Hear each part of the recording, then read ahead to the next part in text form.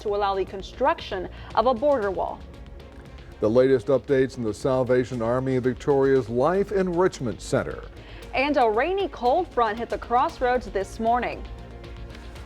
Well, all that rain is now generally South Texas right about now. We're cleared out very nicely. In fact, the rest of the evening will be relatively dry. Tomorrow it's going to be in the 80s, but whatever happened to the 70s? Well, they're still on their way. The temperatures are going to get cooler, and I'll have all that coming up. And the Victoria East Titans finished up its game in Corpus Christi tonight. We have highlights in sports. You're watching 25 News now at 10. Good evening and thank you for joining us. I'm Don Brubaker. And I'm Karina Garcia. That cold front came in before sunrise around 6 Thursday morning. It brought heavy rains to several places in the crossroads, rains we had not had in several months, putting the city of Victoria under drought restrictions. The storm also caused tree damage and several power outages in Victoria. This tree limbed down on Lawrence Street at Loma Vista Avenue this morning. AEP Texas Power's outage map showed at least 500 customers without service within city limits as of 10:15 this morning. As of 8 o'clock tonight, 4 Victoria County AEP Texas customers still without power, along with 15 Jackson County customers. This is an alert day, and let's take a first look at your forecast with First Orange Storm Team Chief Meteorologist Mac Perez. And Mac, we got a bunch of rain today. I know you have the numbers. Yes, we did. In fact, I know there was some trees down and some people without power, but it was a beautiful rain. We needed it badly. As you can see, as of this hour, all of the heaviest activity is down south of Corpus Christi. In fact, they've got the bulk of it. But what we did for the last 12 hours, we probably received 1 to 2 inches of rain. 1 is the green, 2 inches is the blue. So you can see how El Campo got some good rain. Edna, well, they didn't get flooded out, but we got some solid rain all over the county. This is going to be great news. We're going to talk about the cooling weather that we do expect to arrive. That'll be here on Saturday, and then we'll talk about football Friday night. All that coming up in a moment. Mac, thank you. Yoakum police have made a second arrest on a theft of property case. 19-year-old Zachariah Anthony Martinez arrested along with 24-year-old Zachary Jasper Manuel on the 300 block of East Hugo. Police were contacted by the Teely Cooper Funeral Home about a theft of property. Both men face charges of theft of grave, human corpse, and military marker.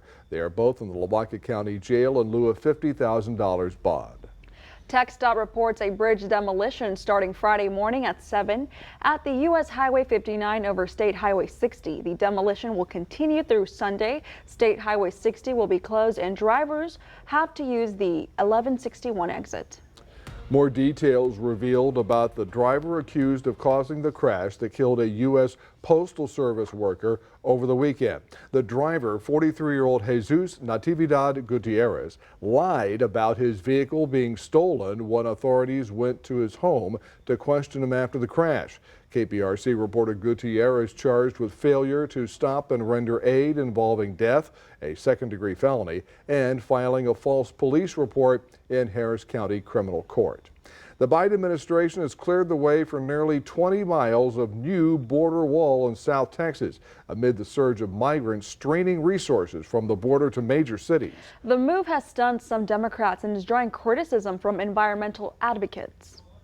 The Biden administration is waiving more than 24 federal laws to allow the construction of a border wall in South Texas, as more cities along the border and in the north struggle to handle the influx of migrants coming from Latin America. The new border wall construction approved in South Texas to cover roughly 20 miles where the wall was left incomplete, the decision marking President Biden's first use of a sweeping executive power. The Department of Homeland Security says this is not a policy decision. It was appropriated during the prior administration in 2019, and the government is legally required to utilize these funds for their appropriated purpose.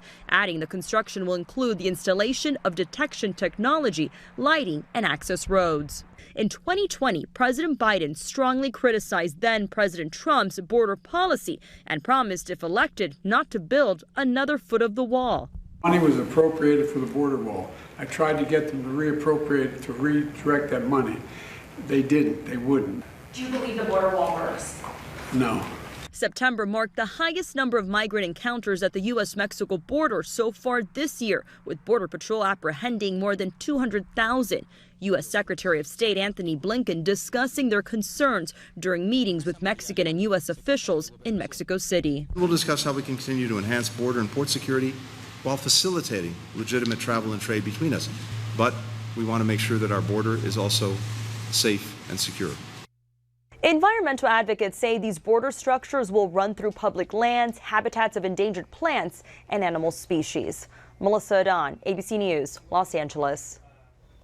Here's your beer pool tonight. You can scan that QR code on your screen to vote. The question is, what are your thoughts on the Biden administration's decision about the border wall today? Do you strongly support, somewhat support, neutral, somewhat oppose, or strongly oppose? The answer with the highest support looks to be strongly support, standing at 78%. Thank you for voting tonight. And as for the buoys, a federal appeals court will review the legality of those floating border barriers in the Rio Grande. It's unclear when it will issue a final ruling on the case after oral arguments. But for now, it's allowing the state of Texas to keep the buoys there with an injunction. Governor Greg Abbott Thursday released his agenda for the third legislative special session of the year. The Texas Tribune reports Governor Abbott asking lawmakers to further crack down on illegal immigration. His agenda includes increasing human smuggling penalties. The agenda also includes school choice legislation that would allow parents to use taxpayer funds to take their children out of public schools and put them in private or charter schools. The special session starts Monday afternoon. Donald Trump revealed Thursday that he would accept a short-term role as Speaker of the House if necessary to unite the Republican Party. Trump told Fox News Digital that if Republicans struggle to reach a consensus on a replacement, he'd be willing to fill the role for a, quote, 30, 60, or 90-day period, unquote. Trump told Fox that he will travel to Washington and meet with Republican lawmakers on Capitol Hill Tuesday. The city of Victoria continues to work with the Salvation Army on its newest project. The Salvation Army's Life Enrichment Center continues with construction at 1302 North Lewis Street. With a new ceiling, walls, and air conditioners, the commanding officer, Captain Kenny Jones, says the facility should be finished by November 1st. Jones says the center will take an interesting route in helping the community. We're handling not just the homeless population, but those that are less fortunate and those that may be a lower income. We're going to be offering programs that are not necessarily commonality throughout this community. The center will act as more than a shelter. People in need will gain access to showers, a mail center, laundry service, and job training. The main focus for the facility is to get those in need back in the workforce and creating income. Victoria College hosted its first liberal arts showcase today inside the Student Center. The event offered activities and demonstrations for students to learn about the courses offered at Victoria College.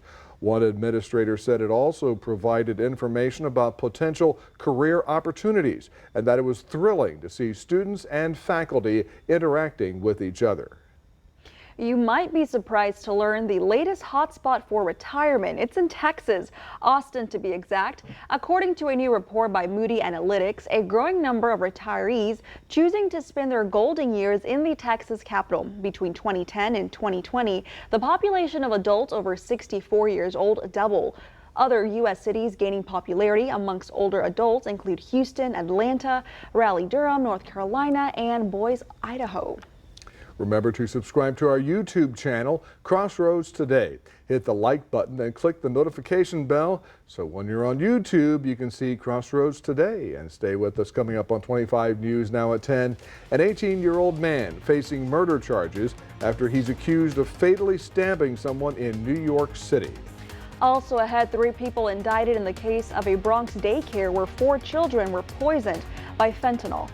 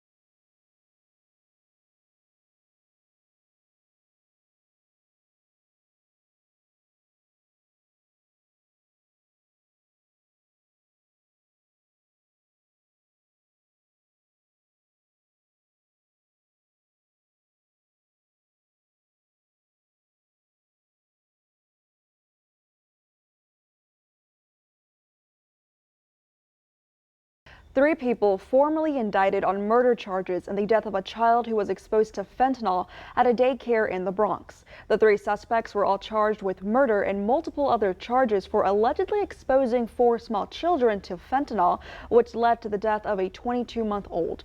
They were also indicted in a federal case. Authorities claim the suspects operated a narcotics mill out of the basement of the daycare center and that fentanyl was stored on top of the playmats used for the children. No words we can take or say to get justice for your little angel, Nicholas. And for little Abel and Kiara Garcia, and for Giselle Lino, who thank God survive. My heart goes out to their parents as well. 3 other children were hospitalized but survived following suspected exposure to fentanyl at the daycare. And also in New York, new details on a deadly stabbing. An 18-year-old man was arrested on murder charges. He's accused of stabbing a beloved social justice activist to death. The attack caught on surveillance video at a bus stop in Brooklyn.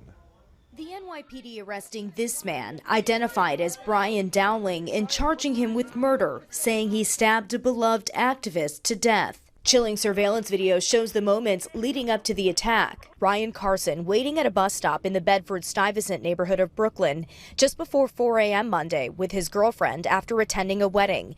The suspect walks by. Carson and his girlfriend then head in the same direction. This male then turns his attention to Mr. Carson, stating, "What are you looking at?"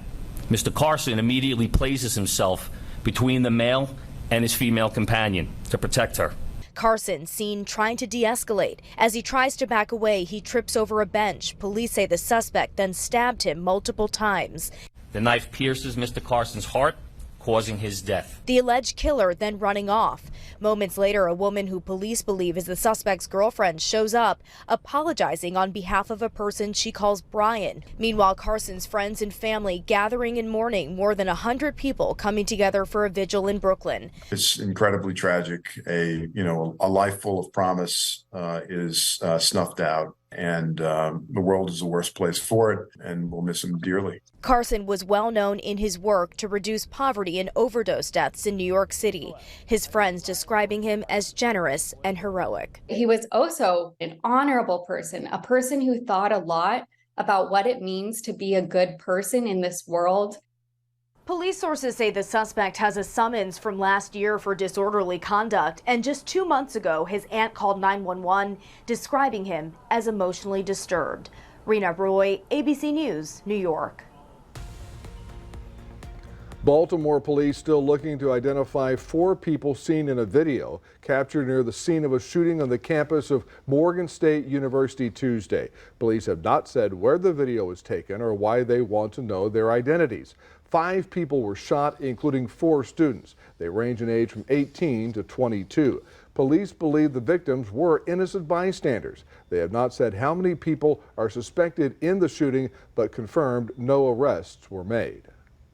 A woman who was denied access to an abortion is now running for a seat in the Tennessee House. A year ago, Allie Phillips learned that her unborn daughter, who had a major brain defect, was putting her own life at risk. Tennessee's 2019 law bans abortion at all stages of pregnancy, so she and her husband flew to New York to get an abortion. However, just before the procedure, they learned that the baby no longer had a heartbeat. In her campaign launch video, Phillips called the law, quote, barbaric, unquote, and says it pushed her to run for office. There's good news for online shoppers this holiday season. Adobe Analytics predicts record-setting discounts. The company's holiday forecast expects online holiday sales to climb almost 5% above last year. Shoppers could see up to 35% off toys, electronics, and apparel. Adobe report consumers will likely spend $221 billion online between November 1st and the end of this year. Victoria College had a liberal arts showcase today for students, faculty, and they held activities, discussions, and demonstrations in the Student Center. VC students learned about job skills and careers possible through liberal arts courses. And good evening, everyone. It's 72 degrees, fairly comfortable. The winds are very light north at 7 miles an hour.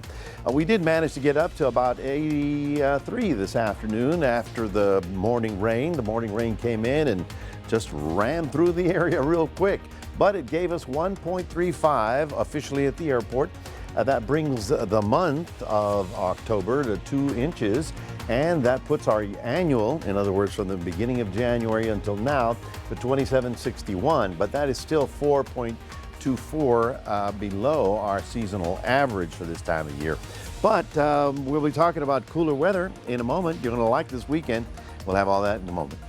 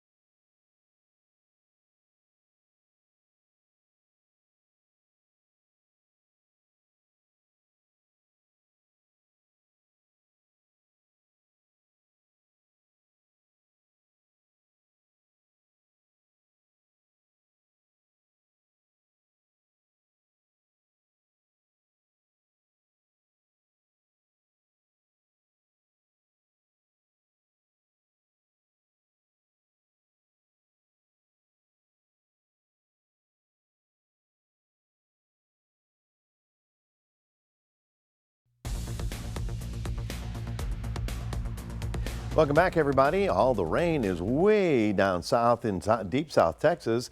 Here's the crossroads, and you can see how not anybody's really getting any kind of precipitation. It's all south of Corpus Christi down into the valley. Corpus Christi, interestingly enough, did not get a lot of rain. They only got 4,500s, while we got 1.35, and that was good. But you can see all the rain also throughout the southwest part of Texas, and of course, that's good stuff. That's the watershed of the Rio Grande. I wish we could have gotten more rain up here in the hill country, because that's the headwaters of all of our major rivers, including the Guadalupe. But at this point in time, I'm not complaining. It was a beautiful rain. And you can see on this map in the greens, you're basically up to an inch of rain. There's our legend on the end over there. And anything in the blue is looking at above 2 inches. So that was good for the Cuero area, and even all the way down into Palacios, they got a good solid inch and a half in most areas. All of the southwest, or rather the southeastern part of the state, was in on that activity, but it looks like even down here toward Uvalde and Cotulla, they got really in the 3 to 4 inch range of rainfall today. Well, that's all pretty much gone. Now all we're doing is thinning out the clouds. If we get any moisture tomorrow morning, it'll be in the terms of maybe a light rain or drizzle. We're looking at an 85 as a high temperature for tomorrow. And you're asking, okay, where's the cooler weather? Stay tuned, because it is on its way. Now, here's the first front that moved offshore this morning. And here's the second one. The second one, yes. Right behind this is a brisk north wind that'll be blowing through our area on Saturday. So on Friday, it's still going to be a little on the warm and humid side, not bad at all, but then on Saturday, you're really going to like it, because that's when we get the drier air, the much cooler air as well, and that's the one that's going to give us a real nice weekend for about 2 days. Then the old Gulf moisture comes back. And actually, for the next couple of days, I know this is kind of weird, but down in the off the coast of Mexico, we're getting Pacific storms. Well, now they're being pulled up because of the way the winds are flowing. So a lot of that moisture is going to be rolling around. It may even affect us by Tuesday, Wednesday of next week, but we'll certainly be watching it for you. We do have Philippe that is still wandering around. I don't know if he knows where he's going, but it looks like he may affect northeast Maine, and that's about it. Rena here is falling apart, and there's a very intense system out in the mid-Atlantic that we haven't had time to really talk about because we got our own stuff. Anyway, 72 tomorrow morning in Port Lavaca, up to 85, northerly winds. Of course, those winds will get stronger on Saturday. In Cuero, we're looking for a low of 69, getting up to 84. Northerly winds with partly cloudy conditions. But I think the best news I have for you all is that on Friday night, all this 20% is pretty much gone. And so things are going to be looking very good for Friday night football. Then by Saturday morning, the cooler weather comes in. We're looking for highs of only in the 70s. And then Monday it looks good. And then we slowly get back to a more cloudy and more humid and a little damper early part of next week. That is your 7-day forecast. I hope you enjoyed the rain. I hope you didn't have any problems with the stormy weather. Otherwise, we want to remind everybody that we do have a QR code, and we'd love for you to scan that and put Crossroads Today on your phone. Here's Gino with sports. Good news about the weather tomorrow, Mac. And the Ganado quarterback showed out last week as the Texan magazine recognized him. That's coming up after the break.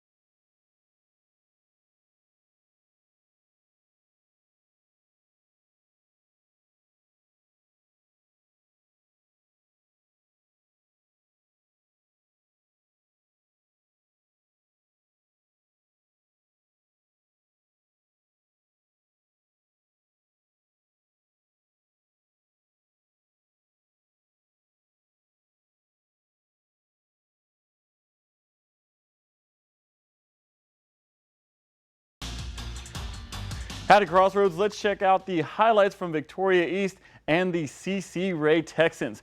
First up, Nigerel Prater, who was in the studio with me, was running like an angry man today as he fights off defenders, keeps going, and he cannot be brought down before he's eventually tripped up inside the red zone for the first down. Fans bearing the weather out there, but later in the drive, Kason Coley running to the left-hand side and powering his way in for the score. 7-0 Titans after the first. They would go up 28-3 at halftime. Coach Reeve loving that. And the Titans would go on to win 48-3. Well, back here in the Crossroads, the athlete of the week is soft-spoken off the field, but on the gridiron, he lets his play do the talking. 3rd and goal from the 2. Victoria West two-way player Kamari Montgomery entered the season with a couple of goals on his mind. To work hard, give it his all, and to have high intensity in every game. I just try to lead, lead my teammates, make them do good, play with integrity. The senior went on to say he just wants to be the best he can be and to have no regrets. To prepare for games, he puts his music on shuffle and listens to whatever comes up, but his favorite is rap and R&B. His defensive coordinator, Coach Trey Ailey, was named as the Week 6 Defensive Coordinator of the Week. But Coach Ailey says it helps having a player like Montgomery on his side of the ball. And, it's really great having an athlete like that out on the field. He makes plays. He's a smart, savvy player. He's done it. He did it last year, too. And he played as a sophomore on the defensive side of the football. So, there's not a lot of bouncing going on. He just does it. Montgomery wears both the number 2 and 24 on the field. The running back has rushed for over 100 yards in the past 4 games. This season, he has 447 yards and 10 total touchdowns. And he said he could not do it without his family, but he's not only a rusher. In the 2nd district game of the season, Montgomery had a fumble recovery and 7 solo tackles. On the offensive side of the ball, he rushed for 107 yards with an average of 11.9 yards per carry. His longest rush was for 41 yards, and that's why he's your Athlete of the Week. Well, a contender for Athlete of the Week was honored by another award by a Texan magazine. Bryce Ullman of Ganado has been shredding opposing defenses through the air and on the ground. Last week, the play caller threw for 4 touchdowns, completing 10 of 11 passes for 253 yards and finished with a passer rating of 169.5. He also added 15 yards on the ground in the 48-16 win over Kennedy. Through the 6 games of the season, Ullman has passed for just over 1,000 yards and rushed for just over 300 yards. What's also impressive is that he has a 5.6-to-1 touchdown to interception ratio. The Indians are tied for first in the district with the Refugio Bobcats, but will play the Bobcats of Bloomington after its bye week this week. Well, that's your sports. Don and Karina, back to you. Just wanted to remind people also, Texas versus Oklahoma, right here, KVU TV, Saturday morning at 11. How about that? Yeah, if we get up in time. Yeah. Oh, we will for that game, okay. Yes. I'm talking about myself. You know? Oh, okay, well. Well, stay with us. Coming up next on 25 News Now at 10, we'll take a last look at your weather. Plus, police in Indiana captured a monkey on the loose.